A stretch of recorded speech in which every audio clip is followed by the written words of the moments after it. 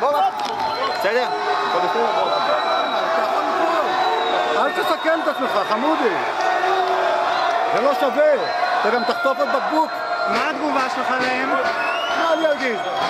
למה לא נתת לתושבים להיכנס? יש שם מישהי שאומרת שספציפית אתה לא נותן לה כבר הרבה זמן בגלל שהיא הפריעה פעם אחת.